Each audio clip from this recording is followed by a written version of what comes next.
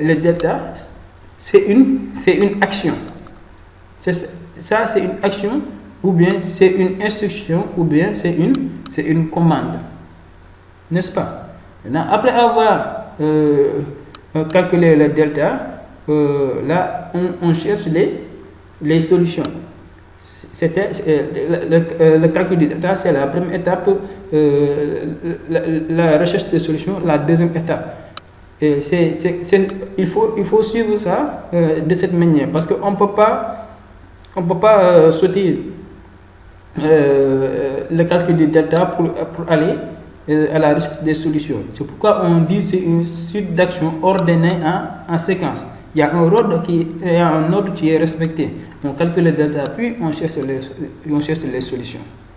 Maintenant, qui porte sur des objets. Par exemple, sur la résolution de l'équation, on peut dire que delta, c'est un objet. On peut dire que A, c'est un objet. B, c'est un objet. C, c'est un objet. Parce que A et B, ils seront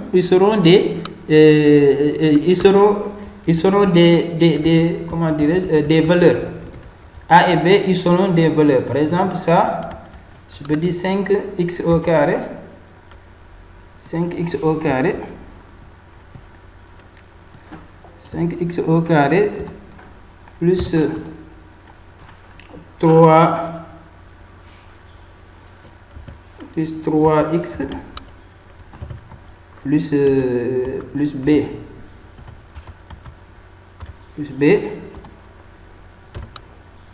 égale 0. Ça,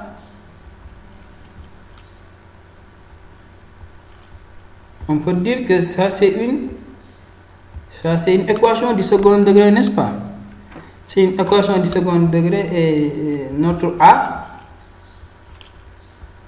est égal à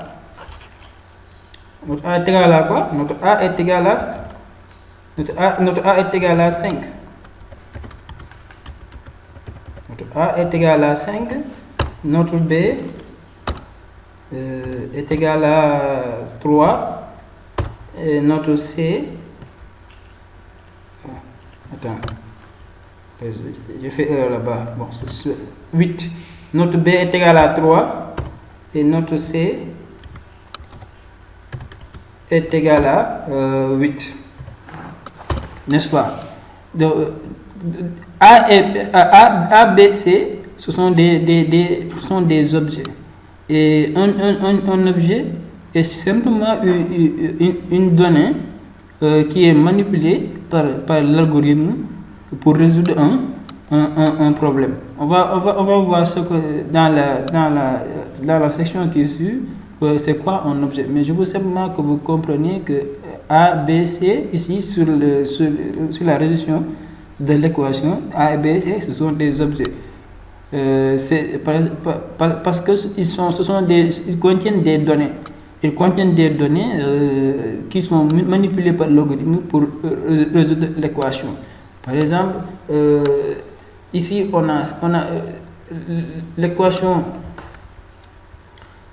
ax au carré plus bx plus c. On peut l'avoir sous cette forme. C'est-à-dire on peut avoir une instance, un exemple de cette équation à un degré. Mais on pouvait même changer et dire que 2x au carré, et là on a 9, et là on a 1. Et toujours, ça devient toujours une équation du second degré. Ça reste toujours une équation du second degré. Maintenant, le A serait égal maintenant à 2.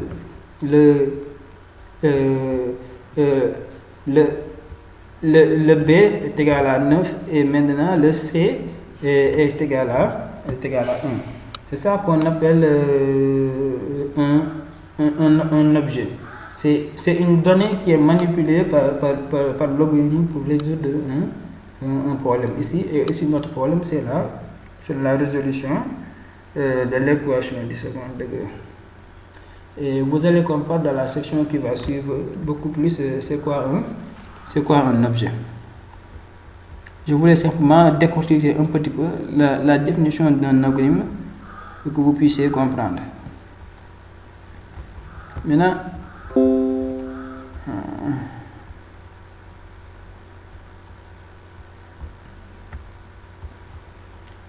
ces objets, maintenant il dit que ces objets doivent être définis de manière précise.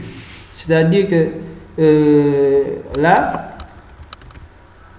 le A et le B et C, on peut les identifier de manière unique. C'est-à-dire,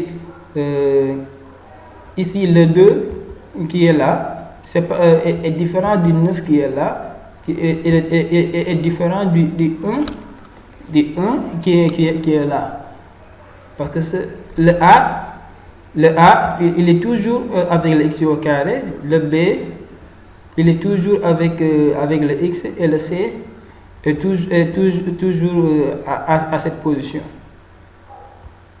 C'est-à-dire, on peut les identifier à n'importe quel exemple du second degré que vous allez prendre. On peut tous identifier c'est quoi le A, c'est quoi le B, c'est quoi le C.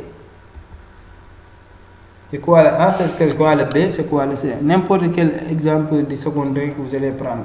C'est pourquoi on vous dit qu'un objet, ces objets sont définis, doivent être définis de manière très précise. C'est-à-dire qu'on peut les identifier de manière unique.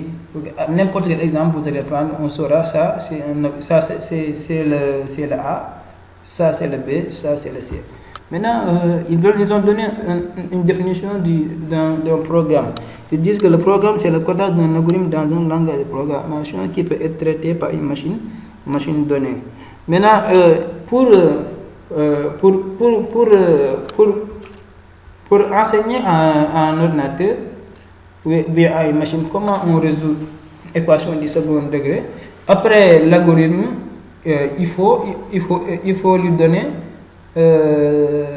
après l'étape de l'algorithme, il faut écrire le programme. Et c'est ce programme qu'on va donner finalement à l'ordinateur. Et ce programme n'est rien d'autre que l'algorithme.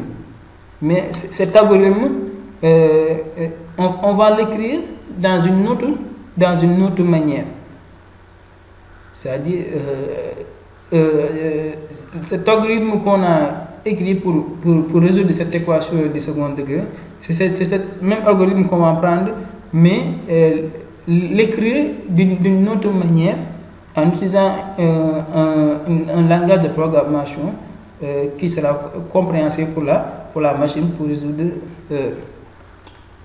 résoudre cette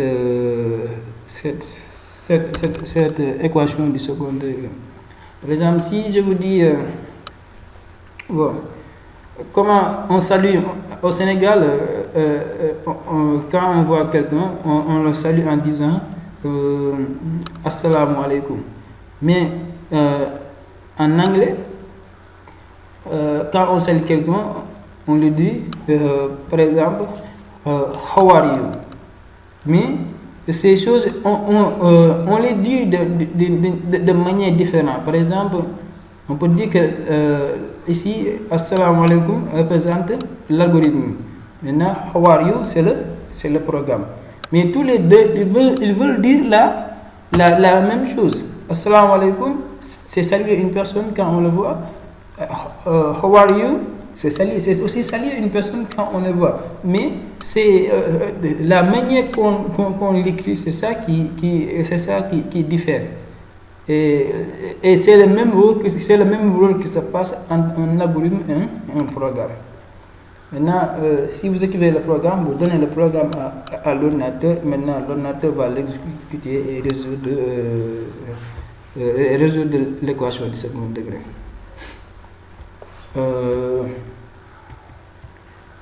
Maintenant,